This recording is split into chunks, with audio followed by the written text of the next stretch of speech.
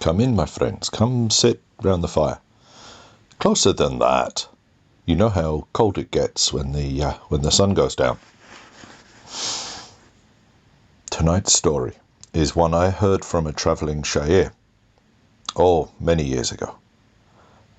This is how he told it to me. This is how I will tell it to you, as I heard it. Naaman was an elven sorcerer of great renown. Magic of all varieties was his obsession. Not willing to rely on genies alone, but also not willing to ignore their wisdom and skill, he bridged the domains of shair and of sorcerer. Naaman even dedicated himself for several years to the worship of Zan the Learned, exploring the divine mysteries of his clerics. His long life allowed him to extend his studies beyond those of the shorter-lived races and deepen his understanding and skill. As the years lengthened, his studies moved more and more towards the realm of flame.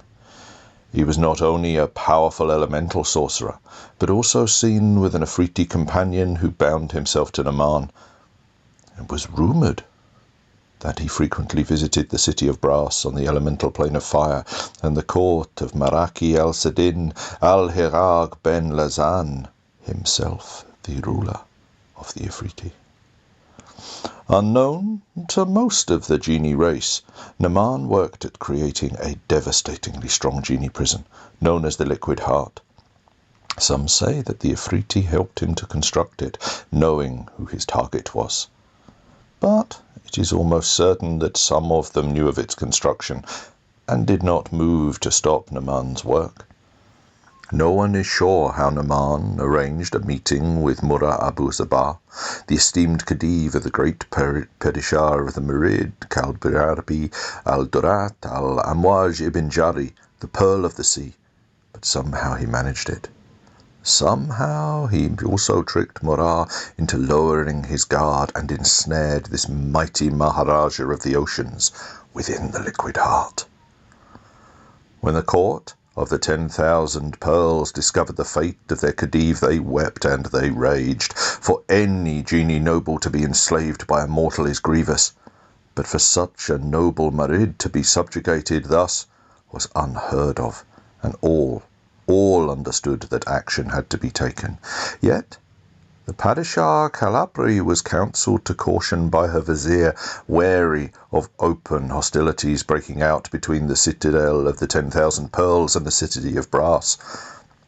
While the genie races keep their own counsel, and the political machinations of their courts are deliberately veiled from the eyes of mortals, there are rumours that an unnamed faction of Afriti seeking war between the realms of fire and water were working the situation towards just such means. Through the Padishah's patience and care, peace was maintained between the nations, but the delay that diplomacy caused was the downfall of poor Murra Abu Zabah. Long had Naaman worked on the prison of Murra, and his plan was not some careless fancy. With such a noble and powerful captive ensnared, Naaman bent all his skill and power into one single project, binding powerful sorcery with rituals dedicated to Zan the Learned.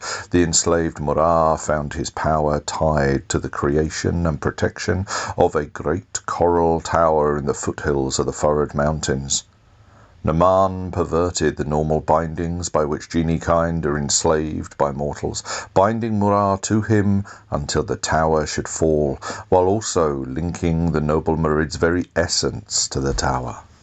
When the forces of Padishah Calabri were free from concerns that rash action would start a war with the city of brass, they arrived at the Furrowed Mountains to find that the enchantments protecting the coral tower were such that even they could not approach within a mile of it.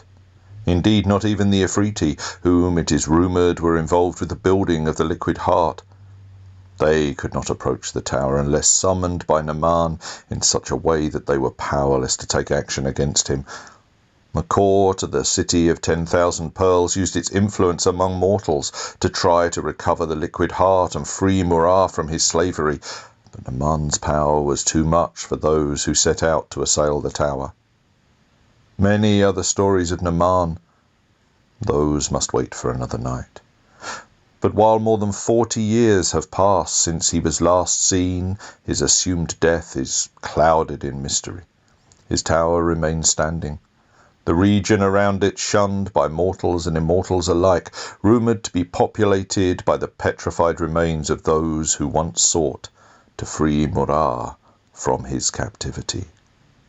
So the story was told to me, so I have told it to you.